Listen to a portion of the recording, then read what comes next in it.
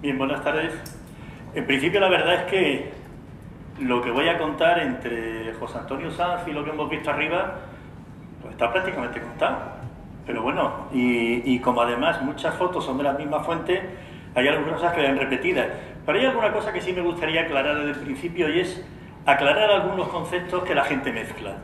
Y es el concepto de peligro, el concepto de riesgo, el concepto de accidente y el de lesión. Se confunde el accidente con la lesión, se confunde el riesgo con el peligro y el peligro con el riesgo. Y son cosas distintas. Un peligro es algo que es capaz de generar un daño, pero no tiene por qué generarlo. Digamos que es una energía potencial que no está liberada. Aprovechando las declaraciones del señor alcalde de Pamplona, eso es un peligro, pero no representa un riesgo. Eso, mientras el bicho esté en su cerrado, con sus compañeros o su hembra, si es semental, es un peligro, pero no representa un riesgo. El riesgo aparece cuando ese peligro puede afectar a la persona.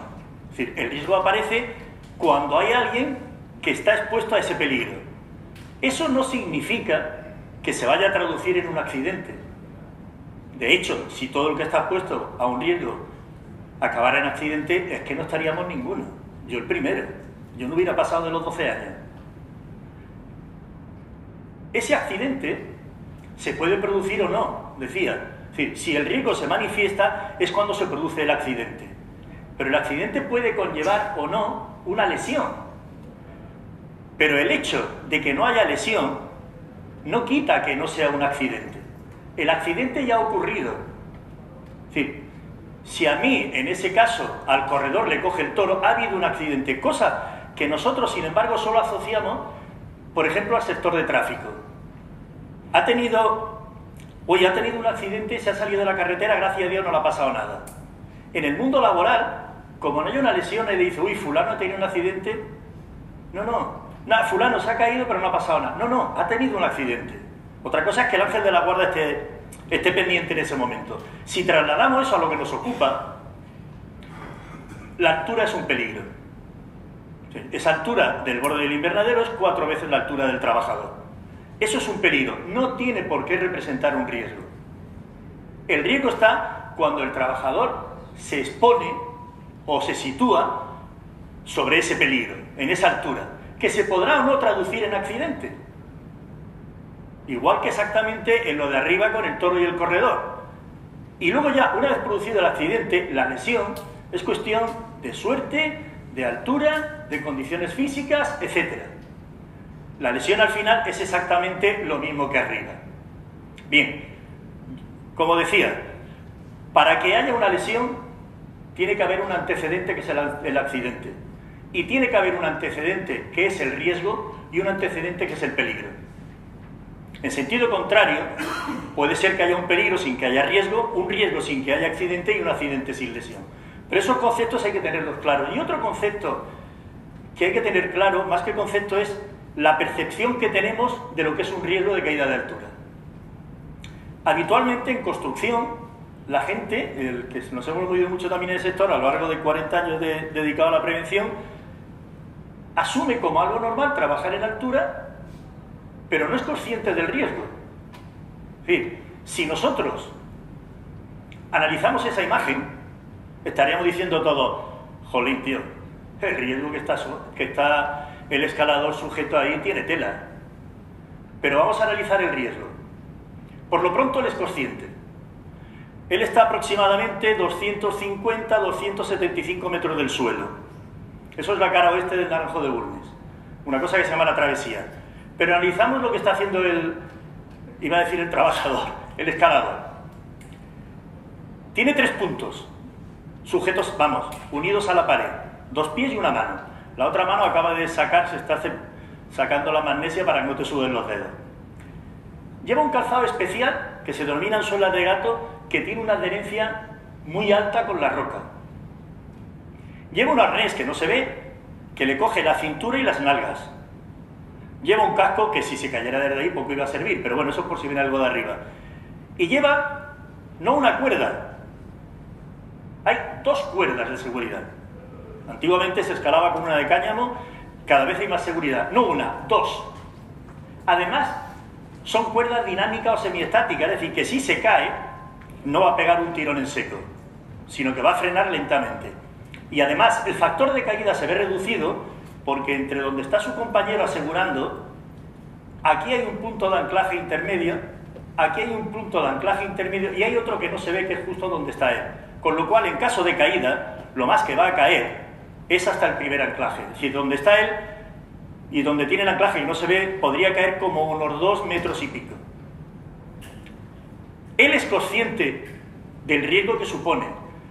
Es una persona entrenada y además utiliza todo eso. Sin embargo, la percepción que tenemos del riesgo es distinta. Frente a eso que todos decimos que es un riesgo, tenemos a ese señor. Frigiliana, pueblo de la Sarquía malagueña. Los 2 pies en la baranda. Una mano, o sea, hace lo mismo que el escalador. Tiene 3 puntos de apoyo, 2 pies en una baranda sin tener un calzado especial y una mano en el canalón. En caso de caída, el canalón desde luego no va a aguantar. Nada de arnés, nada de cuerda ni nada de sujeción. Pero es que además, cada vez que moja la brocha, el cubo está ahí. Tiene que soltar la mano, se queda solo sobre la baranda, se agacha, moja la brocha y se vuelve a subir. Y ahora el tema es, ¿quién está corriendo más riesgo? Porque este no tiene absolutamente nada que amortigue la caída. Bueno, eso que ven aquí es para que no se manche el suelo. No es para amortiguar. Es decir, curiosamente, todo el mundo, si enseñamos esas fotos, dice, ¿quién corre más riesgo? Hombre, está claro, el escalador. Y no es así. El peligro, que es caída de altura, está más de manifiesto en este pintor que en el escalador. Lo mismo pasa en los invernaderos. Ahí sí que no hay absolutamente nada. Absolutamente nada. Corre, aunque no se den cuenta, bastante más riesgo que el escalador que hemos visto. O sea que tengamos claro lo que es el peligro, el riesgo, el accidente, la lesión, y lo que es la percepción del riesgo, que es lo que nos hace darnos cuenta del riesgo existente. Y ese riesgo es el riesgo de caídas de altura, que es el de que vamos a hablar. Efectivamente, como ha comentado José Antonio Sanz, hay un riesgo que es el de las líneas eléctricas aéreas de alta tensión. Yo para eso les recomiendo, en la página web del Instituto de Seguridad y Salud Laboral, hay un documento técnico, un estudio técnico que se hizo sobre líneas eléctricas aéreas de alta tensión en los invernaderos de la región de Murcia. Se inspeccionaron, me parece que eran 160 y tantos kilómetros de línea eléctrica. Se detectaron aquellos que estaban a menos de 5 metros, como establecía la legislación. Pero llegaron a detectarse líneas que estaban a líneas de 20 kilovoltios, que estaban a 1,50 metros de la cumbrera del invernadero por donde andaba el trabajador. Bien, pues ese riesgo de caída de altura se nos va a dar en 3 fases: construcción, explotación y mantenimiento. Nosotros vamos a hablar exclusivamente del problema de la construcción y el mantenimiento. Pero ojo, es que la explotación también hay. Es decir, caerse de altura es caerse de un poco más arriba de donde tiene los pies uno. Eso corresponde a un accidente laboral, utilización de un equipo inadecuado de trabajo. Caídas de altura cuando se utilizan zancos para alcanzar alturas superiores a la de la persona.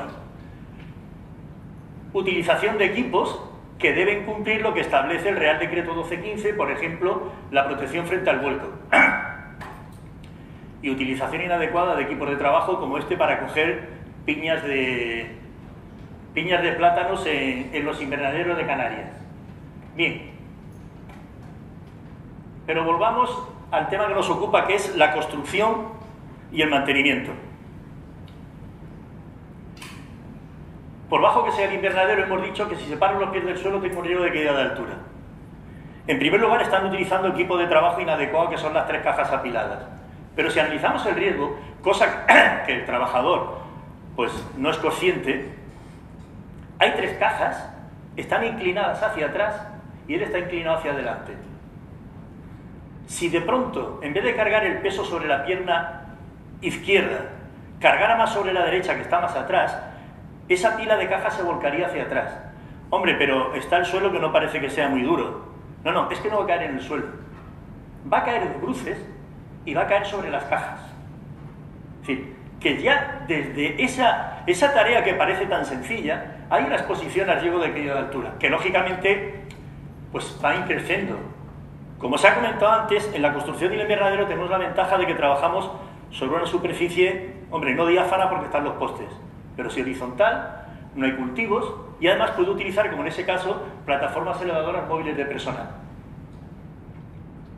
El tema está en si las utiliza adecuadamente o no, porque si se fijan, el trabajador no está sobre la plataforma, está sobre la barandilla de la plataforma. Si además ese trabajador no cumple lo establecido en lo que dice el manual de instrucciones del fabricante, debería llevar un arnés de seguridad unido a esa plataforma. No vamos a discutir sobre la conveniencia o no del arnés, porque en esto hay mucha discusión de si es útil o no es útil. Eso se lleva para el tema del efecto catapulta en nosotros, pero la verdad es que en todo el tiempo que llevamos en Murcia registrando, o que llevábamos hasta que me jubilé, vuelcos de carretilla, solo ha habido una caída por efecto catapulta. El resto ha sido siempre por vuelco del equipo. Y si el equipo vuelca, lo mejor es no estar sujeto al equipo. Pero bueno, lo que dice el fabricante se ancla, uno se ancla. Y otro está en la utilización, como lo ha presentado antes José Antonio, de equipos inadecuados de trabajo y utilización inadecuada de equipos de trabajo. Una carretilla elevadora de manutención no se puede utilizar por norma para elevar ningún trabajador, con cestillo y sin cestilla. Lo que dice el Real Decreto 1215 es que los equipos para elevación de trabajadores tienen que estar específicamente diseñados a tal fin.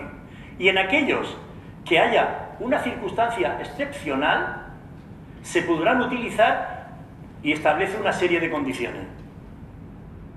Lo que no es excepcional es montar invernaderos. Si yo voy a montar un invernadero, el subir ahí no es excepcional, es algo habitual. Luego yo no voy a poder utilizar nunca eso. Menos si utilizo un palé.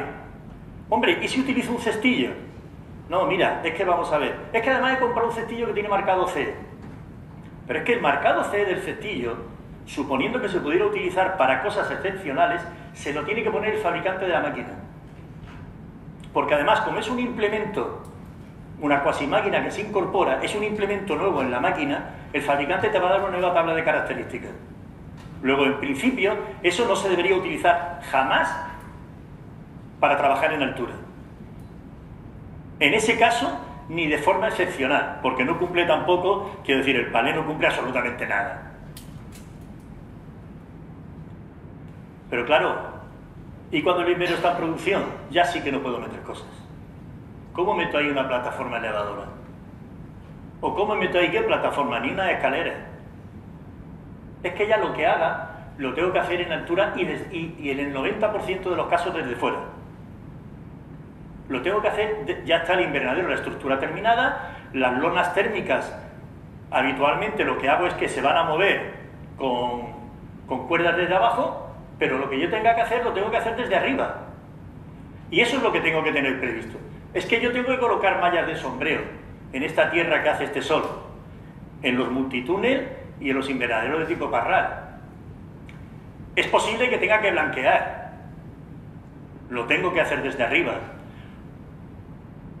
Tengo que poner o renovar los plásticos. Lo tengo que hacer desde arriba. Si tengo que quitar el blanqueo porque ha llegado el invierno y necesito más radiación, o tengo que limpiarlo, lo tengo que hacer desde arriba. Y empieza el riesgo, porque para hacerlo desde arriba tengo que subir arriba. Y empezamos a subir. Forma habitual de subir al invernadero. Tampoco cuesta una escalera de mano puesta ahí, ¿eh?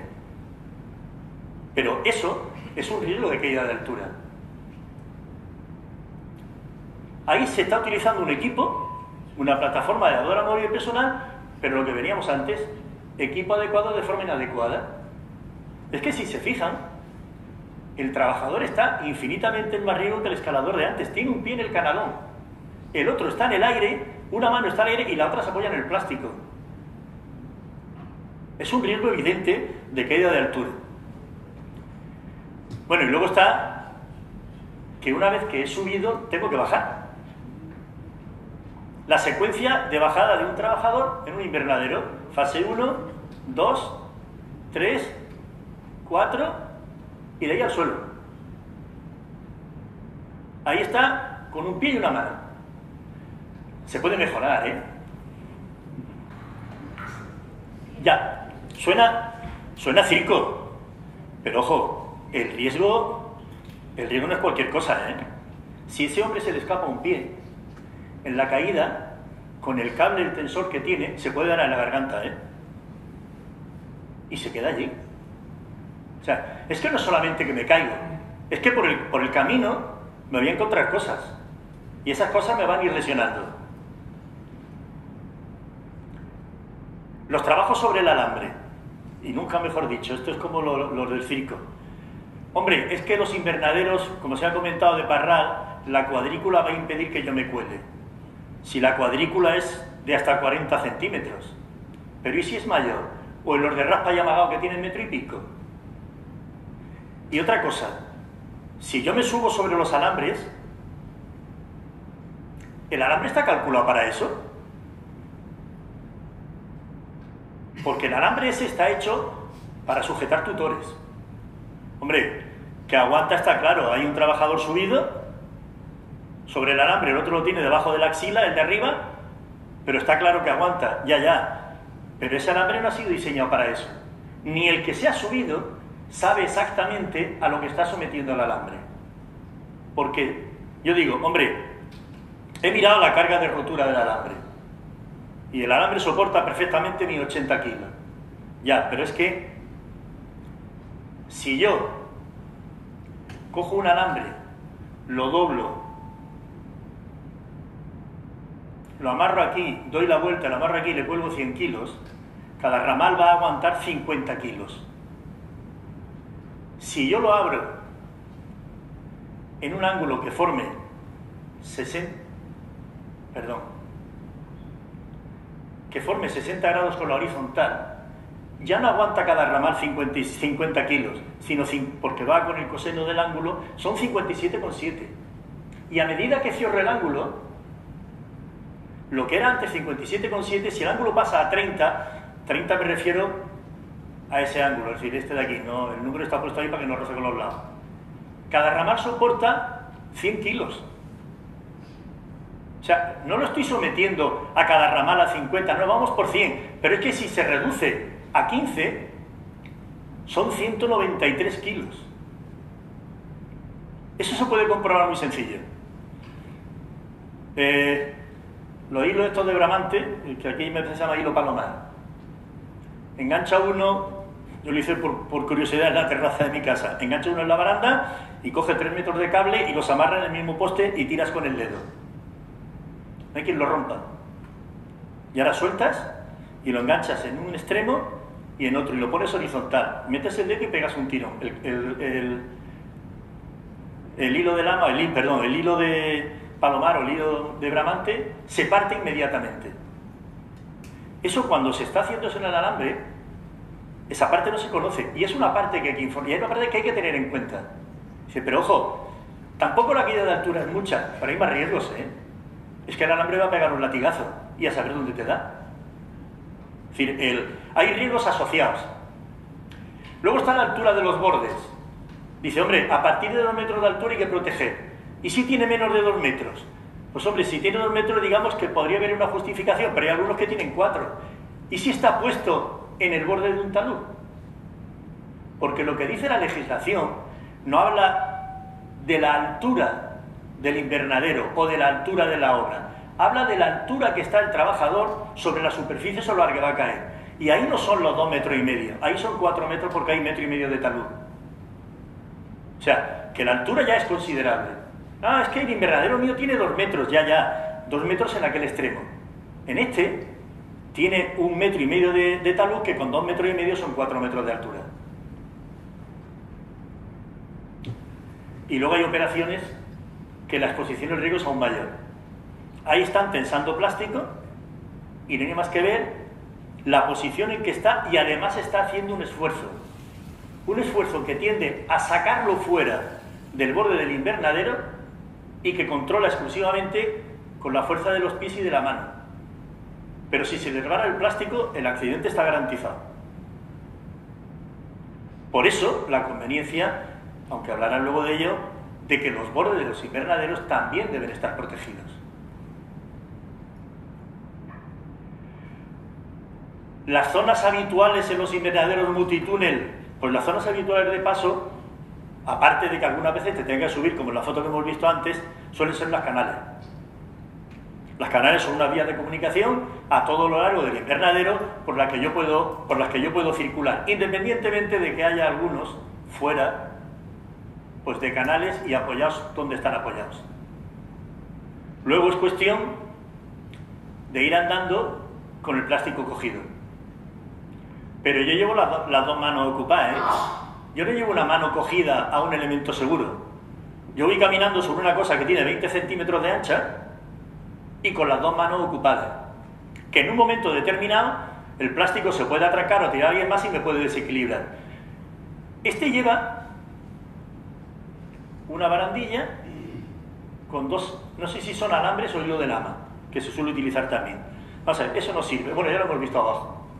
No ya porque no cumpla la norma de protección temporal de borde o lo que tiene que soportar una barandilla en función del ángulo de inclinación en la distancia. Es que, aunque fuera solamente apoyarse, no es rígida, sino que se puede abrir y dejar pasar al trabajador. Pero ¿y en la parte de dentro? Pues unas veces lleva y otras veces no lleva. Pero lo que es evidente es que ese sistema de protección de borde, pues no sirve. Esa foto la hemos visto con José Antonio, sigue utilizando eso, la distancia, esto es efecto óptico, parece que están muy juntitos, pero no están tan juntos, pero luego además yo tengo que taquear ese plástico.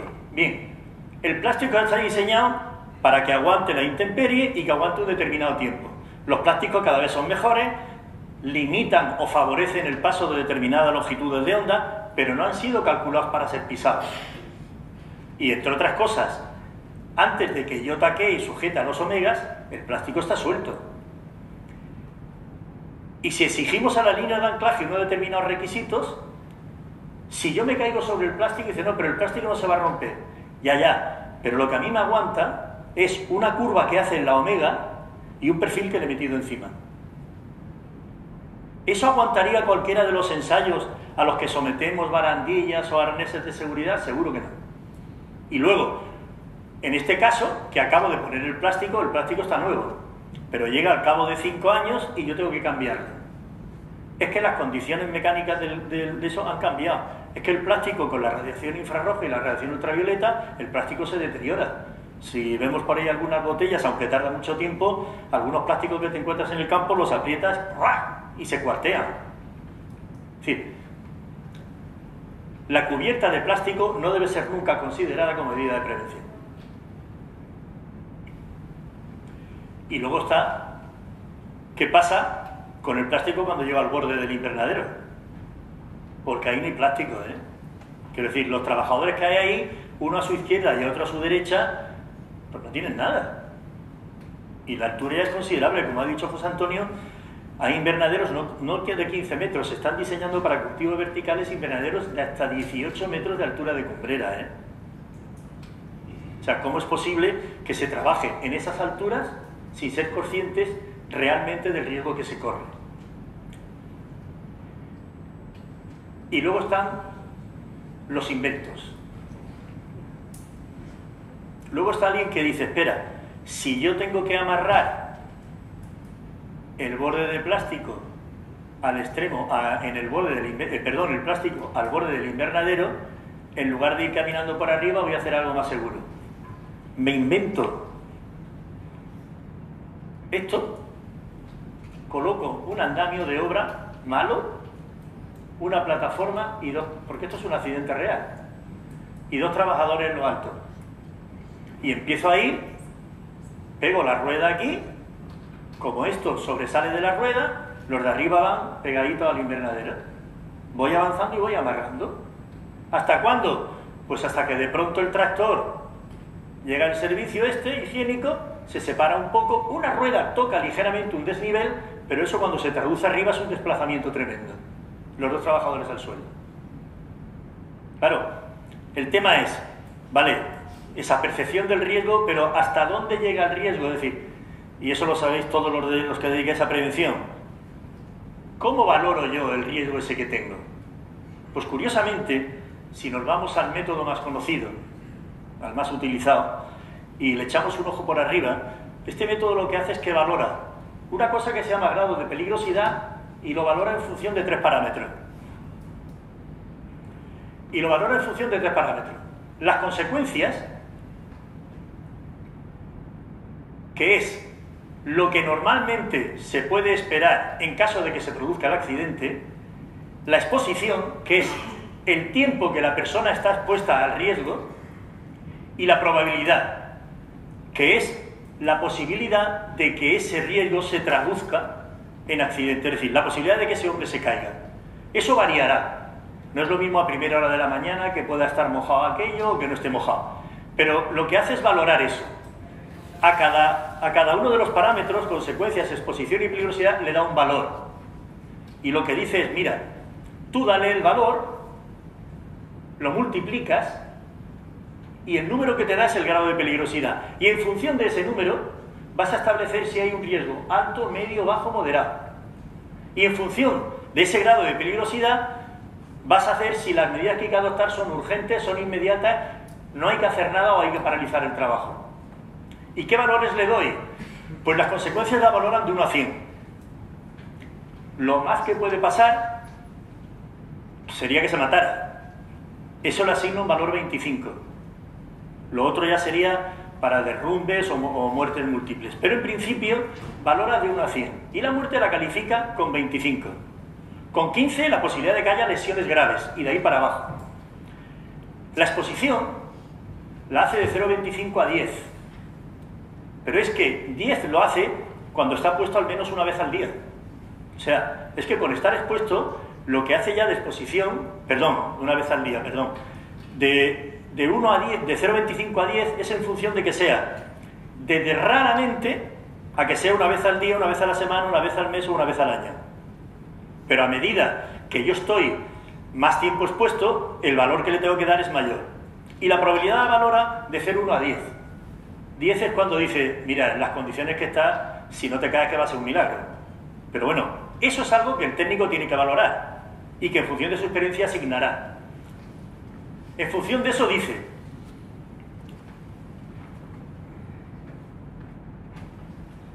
esa diapositiva no sé por qué se ha cambiado, pero bueno.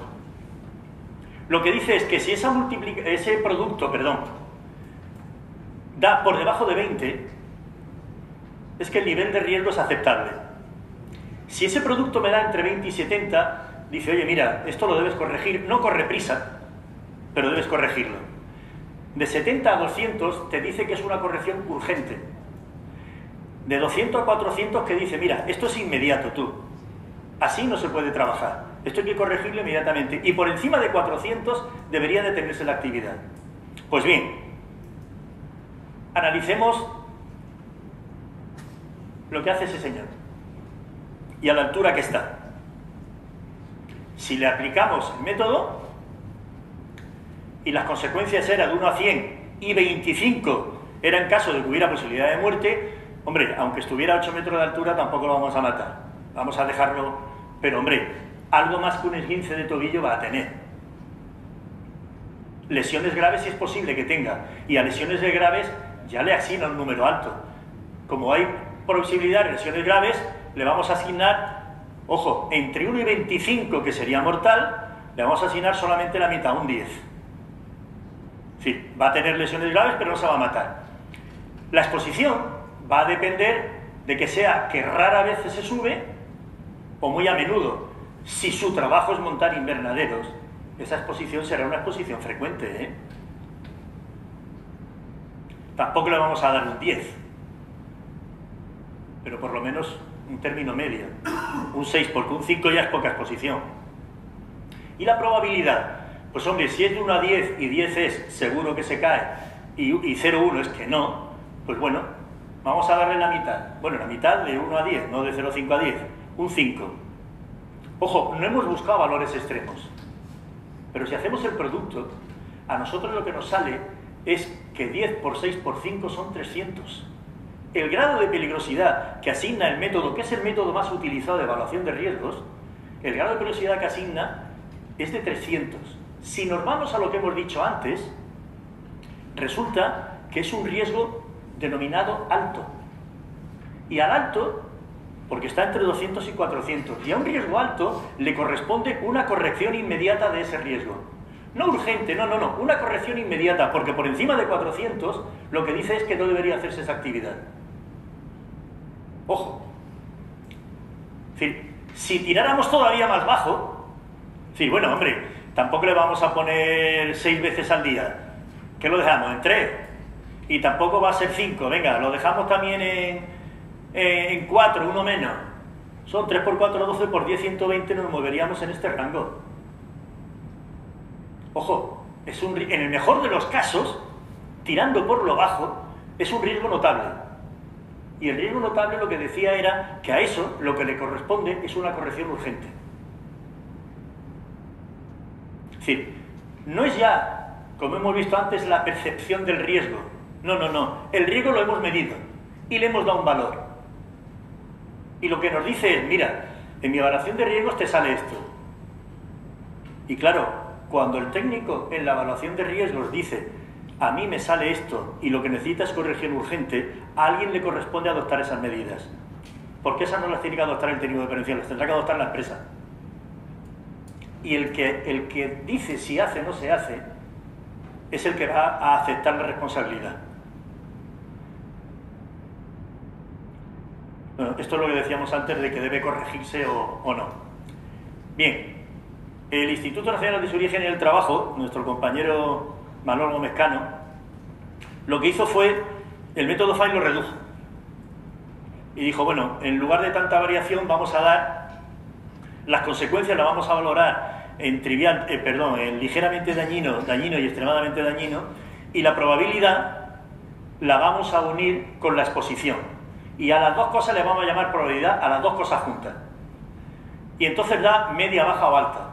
Esto que lo hizo para evaluaciones de riesgo sencilla y que fuera más rápido, pues es lo que ha adoptado todo el mundo.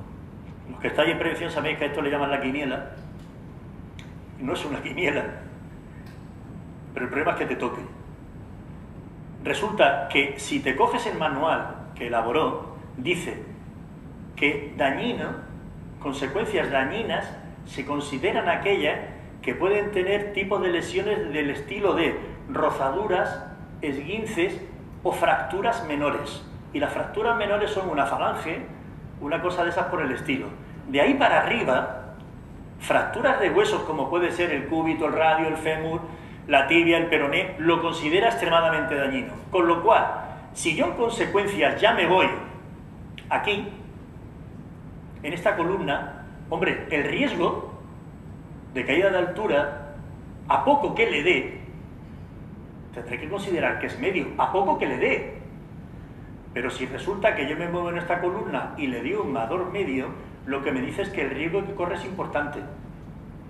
Y el riesgo importante lo que exige es corrección inmediata. Porque lo otro que nos queda, que es el intolerable, lo que dice es lo que dice el método FINE, que la actividad debería, en esas condiciones, debería pararse. Bien. Y por terminar, quisiera presentarles esto. Entran ustedes en internet y empiezan a poner cosas. Y esto lo he cogido yo de vídeos de propaganda de empresas que están diciendo, oye, mira, voy a hacer esto, voy a hacer lo otro, voy a hacer tal cosa.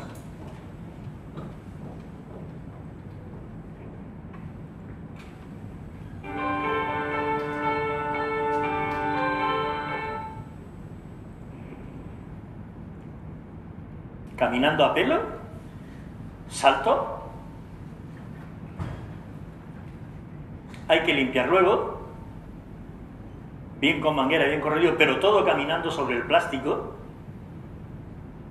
Limpieza con manguera después pues de unas tormentas de esas de arena, pero el trabajador está sobre el canalón y no lleva absolutamente nada. Otros sistemas de limpieza. Ahora lo veremos por fuera y se ve cómo se mueve el trabajador.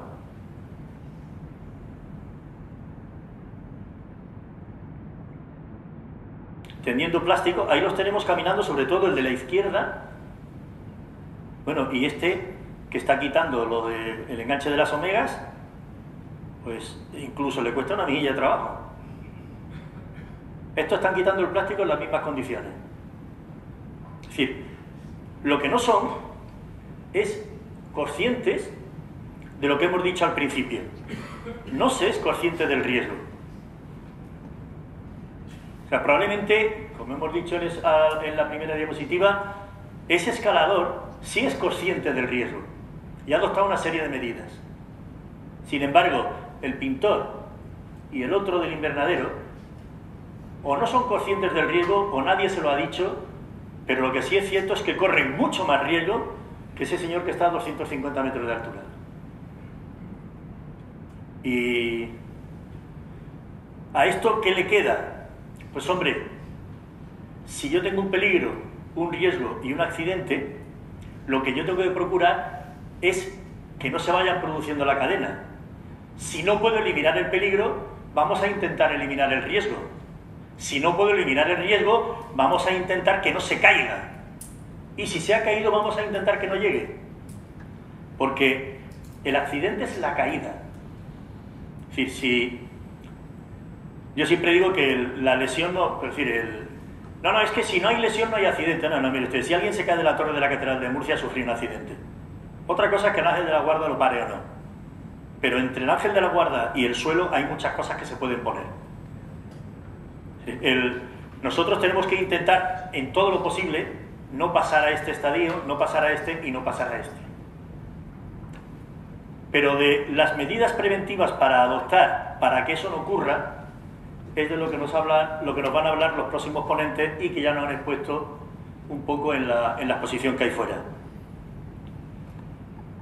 La Ley de Prevención de Riesgos Laborales, solamente voy a mencionar un artículo, pero que para mí es importantísimo, que es el 15, que son los principios de acción preventiva. Hay 5 apartados y el primero tiene 9 subapartados. El 15.1a dice que lo primero que hay que hacer es evitar el riesgo. Ya hemos visto que en la cadena era lo primero, si no se podía evitar el peligro.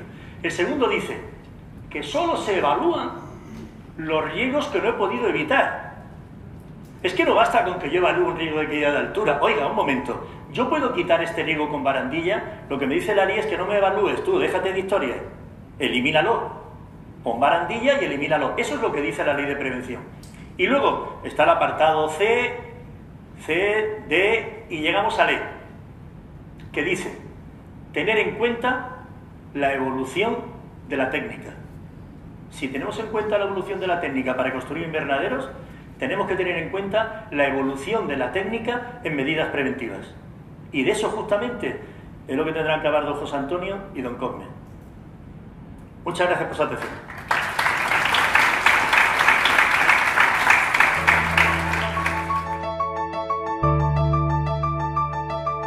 Coitar, formando profesionales.